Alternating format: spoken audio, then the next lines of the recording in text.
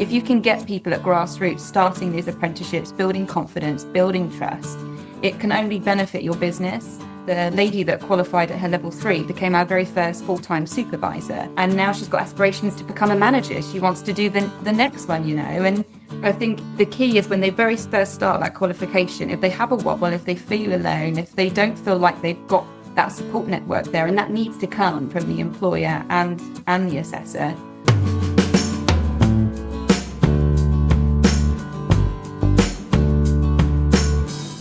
Hello and welcome to episode 7 of the Learning Collab from Panda Education and Training. I am Ros from Panda and I'm here today with my colleague Anne. Say hello, Anne. Hello, my name is Anne and I'm a learning advisor with Panda Education and Training.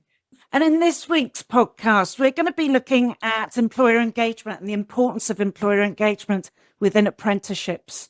So today we're exploring what makes employer-provider relationships work in the world of apprenticeships, what employers really want, and the importance of the assessor's role in the success of the relationship.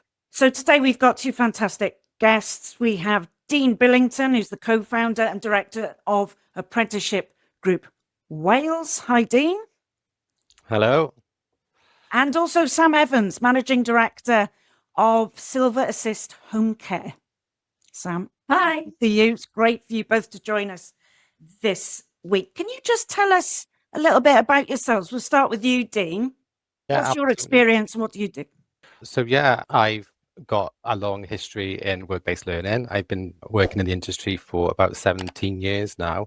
Started as an assessor in health and social care and then moved my way up to quality assurance. I've done a bit in schools, a bit with traineeships, a bit with curriculum development.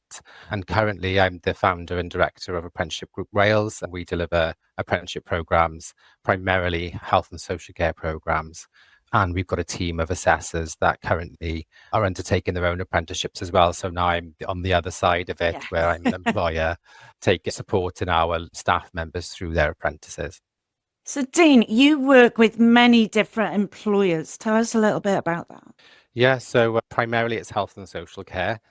We work with some larger employers and small employers. We're a pan-Wales organisation, so we're across Wales. We go as far as Newtown, right down to Pembrokeshire. We've got quite a big cohort in the Swansea region and Caerphilly, but often our employers are larger employers who have smaller homes with middle management in place, so delivering the apprenticeship programmes. Primarily, we work with a lot of the middle managers, but in the key stages of setting up and agreeing our apprenticeships, we do work with the senior management team then in designing our programs and discussing with them what they want to get out of it and how we can make sure our delivery meets their service needs as well. And one of those employers that you work with, Dean, is Sam. Sam, do you want to just introduce yourself and tell us what you do and how you've come to work with Dean? Sure, I'm Sam. I'm the co-owner and managing director of Assist HomeCare in Langorse in the Brecon Beacons. We've been operating for about 2.5 years now, so we support people to retain their independence and quality of life in their own homes. And I've worked in the social care sector for about 15 or 16 years. I started at grassroots level in a care home as a carer, which is where I did my very first apprenticeship, my level 2 in health and social care. And fast forward 15 or 16 years, and here we are. I remember the day that I met Ros, actually, who is the co-owner of Apprenticeship Wales. And I'd spoken to a lot of companies in the area, wanted to find the right one. I think for me, it's just having someone that you can connect with on a kind of human level. And I think if you meet someone that makes you comfortable, I think it's going to have the same effect on your staff. And I think that's one of the key things when you're taking on something daunting and potentially challenging, like a qualification, especially if you've never done it before. So here we are. We've been working together for nearly 2.5 years. Oh, fantastic. Fantastic. And it sounds like, from an employer's point of view, that relationship is important to you. What are you looking for in a training provider? Say all the right things because he's right there. But what were you looking for? I mean, as you say, it was great that you had that connection. Was there anything else that drew you to? Yeah, I think this is the first time owning a business, but I've been a registered manager for many years. And so I've worked with lots of different training providers. And I think reliability is one. I think, people showing up when they say they're going to show up is It is really important. And especially when you want staff to keep their motivation, you know, they're looking forward to their next meeting, or they've done a piece of work that they want marking, they want to know their progress and how they're getting on. So I think having a provider that you can work with that is reliable is really, really important. I think compassionate as well, you know, like I said, it's daunting taking on a qualification. And I think one of the things that a lot of staff tend to struggle with is confidence. You know, they need someone that is not only going to take them to the practical elements of it, but be a cheerleader. And I think that's what we do really well as a partnership is trying to motivate and inspire the staff and make them feel like actually you can achieve anything you want to, which of course is the case. Yeah. So yeah, reliability and compassion more than anything. And Dean, from your point of view, how do you approach employer engagement from your side? Building partnerships, building rapport, how do you do that? So yeah, because I've been in the industry for a long time and I've seen all different sides of roles and responsibilities, being a learner myself and an assessor and now an employer, it's really about understanding that we all want the same thing. We all are looking for that learner to achieve the qualification, and it's making sure that there's that open communication really, and that we're understanding what the assessor's role is, what that looks like, the demands that they face and some of the challenges that they face, but also from an assessor's point of view, really working with that employer to recognize what their service delivery is like. You know, every service is unique. They've got individuals within their home, all with different needs, and they're working in a challenging environment at times. And it's about having that relationship where you can really be flexible with your delivery in a way that meets the demands of their role and the employer's. So initially we will set up a meeting with the employer just to really get to know them, work out how their business operates, what their staff members are like. I mean, you have a diverse range of learners within health and social care. Sure. Some of them may not have done well in school, may not have done a qualification for a long time, may lack confidence. But there you also now see the younger demographic coming through who are quite confident with their education. So it's really about understanding what the dynamics of their services look like and how they want us to kind of facilitate the apprenticeship programs within their organizations. Some of our employers prefer workshops, so they would like us to come in and we'll go in there for half a day, and that's their allocated time to undertake their apprenticeships. But that doesn't work for everybody. Yeah. So it's really understanding, you know, what fit is going to be there. But it's also about getting that engagement from the start, really getting that employer on board, understanding the value of the apprenticeship within their organisation, how that's going to help them meet the demands of the services, help their staff progress, gain skills, and better their outcomes ultimately within health and social care. They're looking to improve the outcomes of the service users, the care that they support, that they receive from their staff members, and that's only going to improve through learning and getting that ongoing feedback. So if the employer and the training provider can really look at those benefits together and come to that agreement, then it's just about the ongoing communication, open communication, really just monitoring their progress, being open about any challenges that you're experiencing, and working together to kind of get people through and support them through the qualification. Because often we have learners in health and social care that come through and they'll say they don't think they can do it. Yeah. Not maths and English. Yeah. I haven't got any written skills. But they are the most rewarding learners because they do achieve at the end of the day, and often go on and do further qualifications and progress through the levels.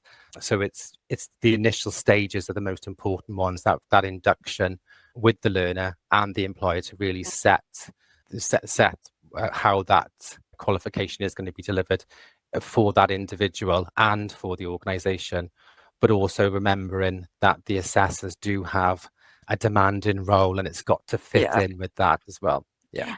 And that's the thing. I mean, you guys, perfect. Right? It's really refreshing to hear it from your point of view.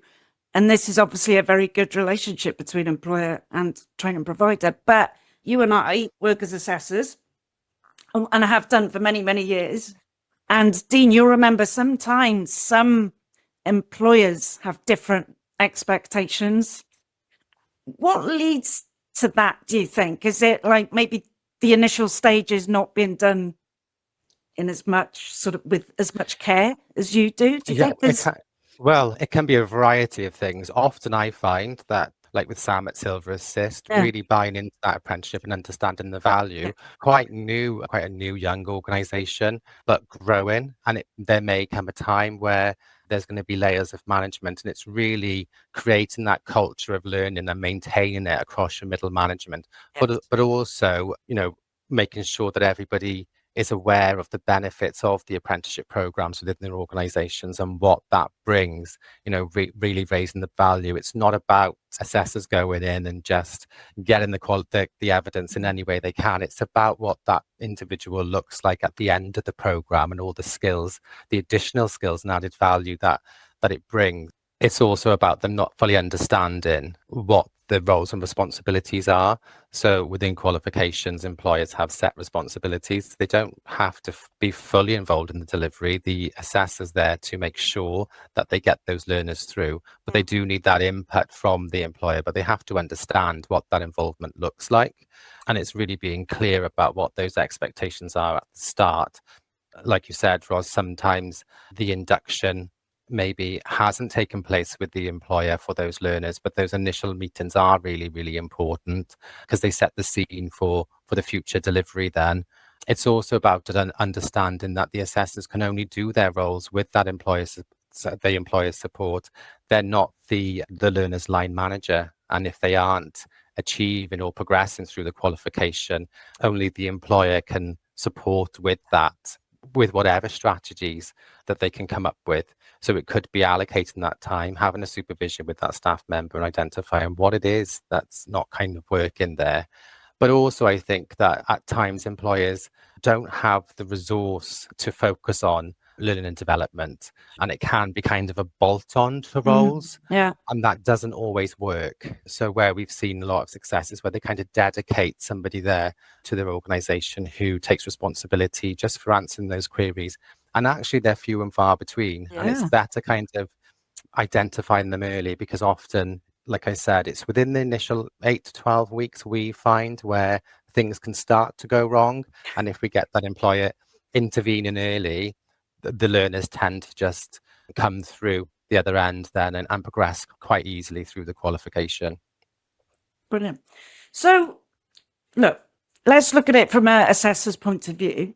How do you think assessors can strengthen the employer relationship? What's their role, do you think, in all of this? Sam, what do you look for in a good assessor coming to your establishment? Yeah, I think it's teamwork, isn't it? I mean, like Dean just said, I think having that understanding what the expectation is, and I've worked in organisations before where it is a tick box exercise. Great, we've got 3 people signed up to the 2, we've got this for the 3. There you go. It's the assessor's problem. Get them through the qualification.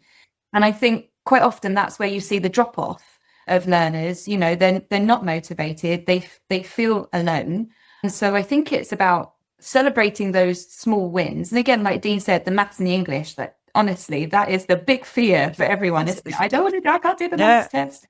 And it's just making them feel like they've got a cheerleader there. I think it's supporting the assessors. I think if you work well together and you've got that communication, it can only end in success. I mean, we had an assessor come to the office, and we both noticed that a particular learner just lacked in confidence. Because we had that relationship, because they make an effort to visit every month, which I think is really important, we said, look, okay, obviously what she needs is just as much positivity as we can give her. It is about small wins. It's making her feel like she's got that support on both sides. And that's what we did, for the first kind of 10, 15 minutes of each time that she came in each month. It was just talking about, look what you've achieved this month, look how far you've progressed. This is what you're worried about next, but we're going to tackle it together. And she recently passed her level 3 in health and social care, and that was a huge thing for her. She was so proud of herself. And I think, like Dean said, those learners that are questioning their confidence or their capability are the ones where you really do, you celebrate with them. And I think it's important for employers to remember that it's not just a tick box exercise. If you can get people at grassroots starting these apprenticeships, building confidence, building trust, it can only benefit your business. You know, the lady that qualified at her level 3 became our very first full-time supervisor, and now she's got aspirations to become a manager. She wants to do the next one, you know. And I think the key is when they very first start that qualification, if they have a wobble, if they feel alone, if they don't feel like they've got that support network there, and that needs to come from the employer and the assessor, then it's a real shame, because I think that's when they tend to drop off, and then the fear is they're not going to undertake that again. So yeah, teamwork, essentially. Yeah. So Anne here is an award-winning assessor. But, you know, from your point of view, Anne, when you are dealing with employers, how do you go about it? Because I've been in this industry a long time, and I've seen some assessors that do treat it as a tick box exercise and don't want to speak to the employers. How do you do it? Yeah, it's just all the things you're saying, really, to be honest, Sam and Dean. It's very much about that communication, getting it right from the start. Trying to get some kind of single point of contact really helps if it's a big business as well. Yeah. I think you were saying, because sometimes you can have different levels of management in a big company, and sometimes I've had the situation, maybe the senior heads are very keen for it. Yeah, they want the staff to do the training, but then, like you say, the middle managers or the supervisors, perhaps they're more worried about they're not doing the job properly, or they haven't got time to do this, or we're going to fit it in.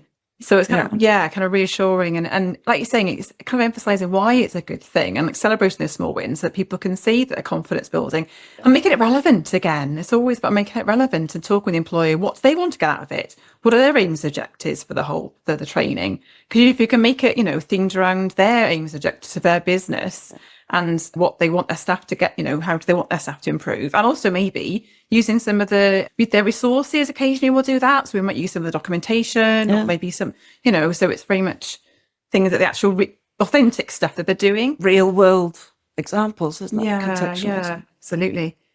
And I think one of the key parts of it, particularly like you said, with where you have layers of management, is making sure that they're clear on their roles and responsibilities within there, because there can be a fear from some managers about how involved they need to be in that and what their responsibilities are. And it's really just to support the learner. That's all they need to do, is just support the learner. So it's making sure that you have that clear communication from the start, and that you have that relationship.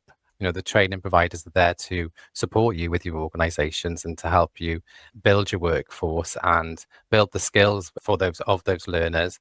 So getting involved with that is only going to be to your benefit, like Sam said. Yeah, you're so right. And I think, when I think employers forget that, and can forget that apprenticeships are an investment. If your carers are going to be better carers of completing an apprenticeship, you've got the knowledge and the practical application. It will reinforce the quality standards that you have in your business. It will reduce complaints, investment in staff feeling valued.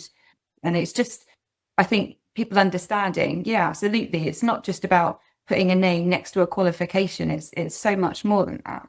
Yeah, definitely. And, as I said earlier, great employer, great training provider, perfect picture. However, we do, and have done in the past, worked with some employers where there have been challenges. I mean, we've talked about managing expectations, and I'm a big believer in laying that out clearly from the start, as we've said, because look, some companies will send in business development people to sign up the learners, get the employers on board, and then you'll never see those people again. It's the assessors that deal with the managers, and they're the ones that have to build that relationship. One of the main challenges we have found in the past is sometimes getting the managers or the employers involved in the review process. How do you guys approach that? Sam, do you enjoy the review process? Or are you like, oh no? No, I do. And I think that's just because I genuinely am invested in every staff member. If it wasn't for apprenticeships, I wouldn't be in this position today. I left school not particularly happy with what I'd achieved. And I thought, to be honest, that would be it. And it was only from completing that first qualification where I thought to myself, wow, I could potentially do the next one, and then I could do the next one. And that's exactly what happened. The one thing I love about Apprenticeship Wales is the assessors come out on a monthly basis. I think that face-to-face time is really important. So I, regardless of what I've got going on, will make myself available every month. And it doesn't mean that I hover, but it does mean that I pop in. We all have a cup of tea together. We'll chat. I'll get informal feedback, from assessors. It gives us a chance to talk through different things. I will speak to the staff afterwards to make sure there's, if there's anything that they want to chat through, if they feel like they need any additional support. One of the things that I've done when I've run other businesses is that I would end up doing weekly kind of sessions where staff that were working through level 2s, for example, would come in, and it might just be that they can't process a question properly because it's written in a funny way. You just need to put it in a different way, or give them a scenario so they can answer it and show their competency. I haven't had to do that working with Apprenticeship Wales because I think the relationship is there. I've been involved every single month. But I think, there's lots of things that providers can do to make sure that they're part of that process. Yeah, and there's a lot of employers, that don't engage in that process. So, it's great to hear how you engage in that process because it's really important, isn't it, Dean? Yeah, I think like I said at the start, just going back, that it really comes from making people aware of roles and responsibilities and how they get involved and how that kind of functions within their organisation. So, for example, like with Sam at Silver Assist, she is actively involved with all of her staff members. You're able to keep track of that. For some employers, it's not so easy. As those companies get bigger, they might not be in the same location. So that, it's not sometimes as easy to kind of facilitate that, but it's about really trusting your assessor to do their role. They are experts in the industry and they do know their jobs, but also being available to support, with with staff members and assessors with any obstacles or challenges that they're facing, to show that there's a combined effort there to get them through that qualification and show them that they can achieve. Sometimes we have had employers who don't engage in the review process, but it can be because they see that review process as not valuable. Another piece of paperwork, right? Just another thing to a tick box. Another tick box, another thing that they have to do. But there are ways that they can overcome that. I mean, some organisations have learning development departments who are responsible for that side of it, but they do ensure then that their line managers are actively involved in those reviews. The assessors are in the home, they're visible, they're around the service, just having a quick catch up at the end of that visit, 5 minutes, like Sam said, they have a cup of tea, they just have a little catch up. That will give you all the information that you need really on where they need your support as an employer. The review process is part of the program. It shows you the learner's journey, how they're getting from A to B. It evidences what progress they're making. So employers can utilize that to really check in on their workforce. So just, it takes 2 minutes to read a review, have a read of that review. And then for larger organizations, making sure the delegation of that is achievable. Making sure that they have got the resource there so that they can actively participate. Because what you'll find where you see large proportions of learners not achieving, dropping off, going over their achievement rates, often within that delivery, there is a lack of involvement somewhere, either from the learner or the employer. There's something that's gone wrong there. And if there's having those conversations is really, really important, because then you can move to come to agreement and move forward. We've had employers who haven't been engaged and we expect them to be engaged in their programs, and they've decided maybe we're not the right fit for them. And that's okay. They can go and find that right fit, but often they do come back, because what they see is having that expectation of employer engagement will ensure that learner achieves at the end of the program, which is to their benefit. Sorry, I was just going to say one thing that I noticed, kind of a happy accident, really. We signed up a couple of people at the same time. And so we've got 2 learners that were enrolled at the same time and are going through that same process. And it's they're a great resource for each other. Yeah. And I know they text each other and we'll talk about, oh, this is the question that I've got, or this is coming up. I've got an observation. Can you tell me how yours went, or, what the process is? And they really support each other. And I think that's actually made them feel like they have a support network, and actually just creates friendships and bonds within the organization as well, which just reinforces that kind of teamwork ethic. That's I find the same within my organisation. Often when we take on new assessors, we'll buddy them up with assessors who have recently qualified, because there's a lot you forget and there's a lot that you assume as well, isn't there? You just assume that people have this knowledge because you have it. And often the newer people who have gone through that process are the best source of support. So the buddying up system is a great way of kind of putting in that resource for those learners, and the mentoring system as well. So if you've got somebody there who's willing to kind of mentor them through their program, that we found that really, really effective as well within some employers. But it's about looking at that organization individually. We have individual learning plans as part of that process. We look at the organizations and how they operate, and it's really using those initial conversations to form your planning for the assessment, and not using that as a tick box. So we do get that from our assessors too, where they'll kind of, it's a piece of paperwork they need to do, but it's not, it's a tool for planning for for that learning. So often all the paperwork that we have to do is treated as another piece of paperwork. But actually, if we can get the employers like you, Sam, to see the value, then it's more of it's about the conversation, it's about the communication rather than the paperwork, which I think is quite important. I wanted to talk about engagement over long programs, but I think you've already covered that, because, buddying people up, using peers, to help each other through, plus the communication. Is there any other ways that you keep the engagement going over, say, a 24-month program? I would say, I'm going to go back to what Sam said a bit earlier on. It's about celebrating those small wins, and actively discussing progress. You know, if a learner can see where they are in that program and see those milestones being achieved, they're more likely to stay on board.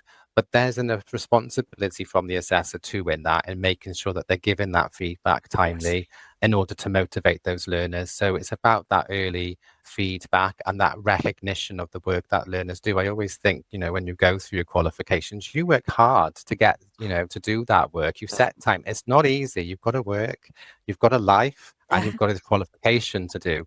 And that's not easy to juggle for some people. And having that feedback is really, really important, both celebrating that with the employer as well. If they produced a piece of work and it's great, you should celebrate that. Feed that back to the employer, feed that back to the learner, but also show them, like I said, where they are in terms of their program, how far they've come, the big picture. Not how far they got. Yes, yeah. Where are they? Really important.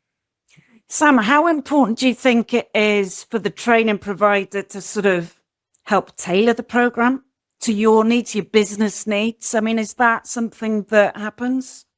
Yeah, I think, so to remember, we're relatively small in comparison, but I think it's also identifying, yes, they need to have that kind of adaptability, but start identifying what they're passionate about. Is it dementia? Is it catheter care? Is it medication, and trying to tailor some of the modules to something that we know is going to keep them engaged and motivated.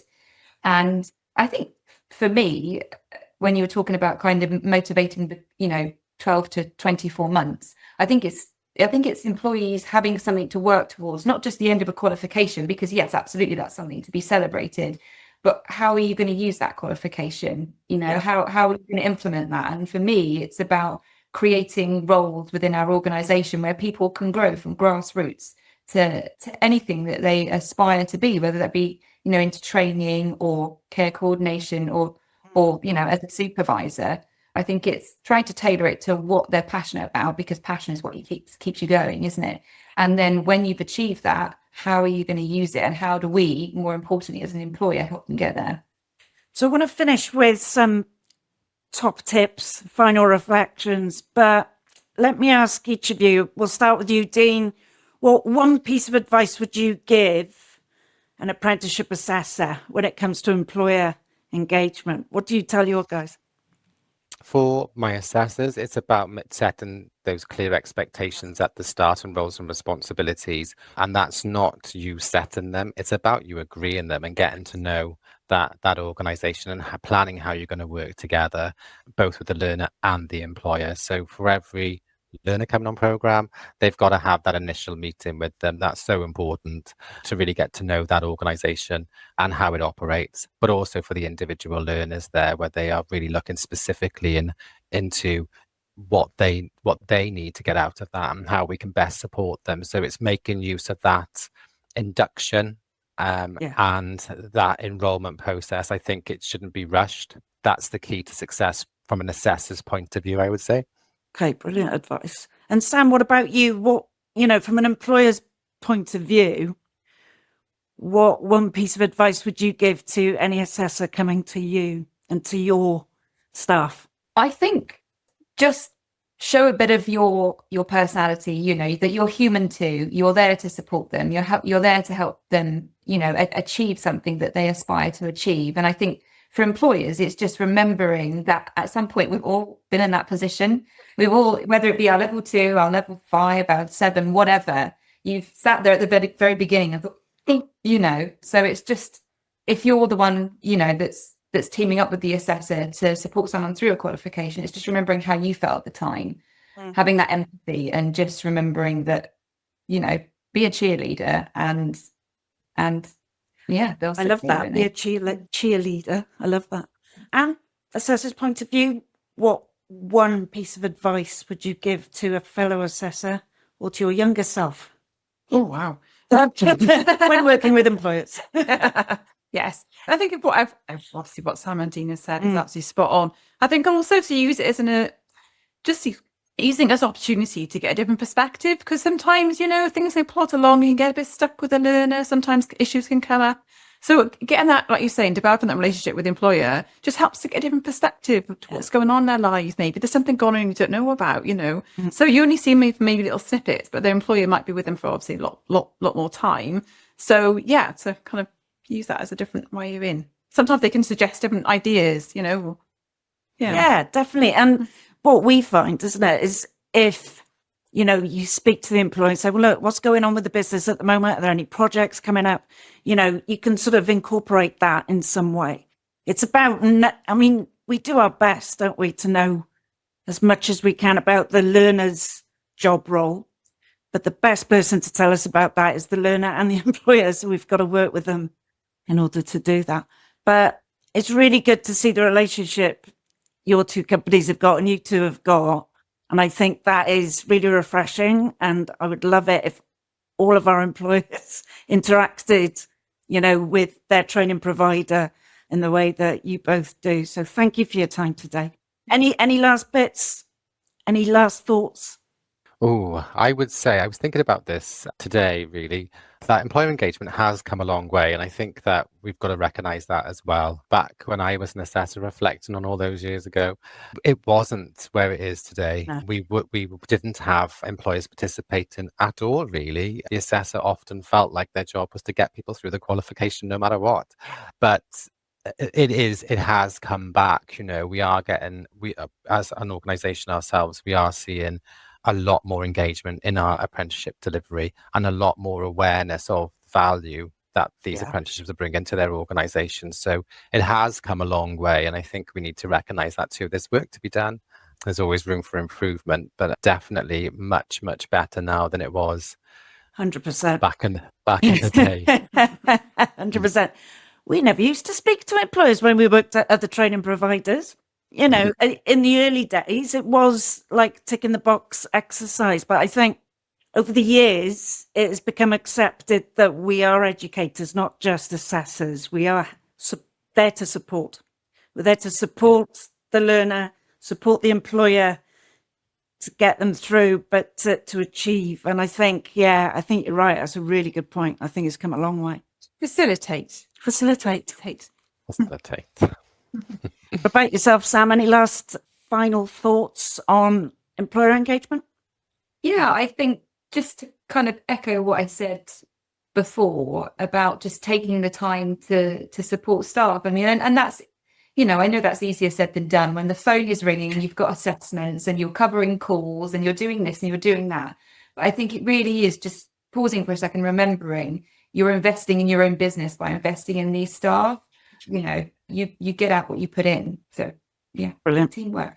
Okay, so thank you both for your time today, and we'll be back on the Learning Collab in a few weeks' time, where we'll be looking again at a burning issue in teaching, learning and assessment in post-16 education. So please Join us next time. Thanks, everyone. Bye now. Thank you.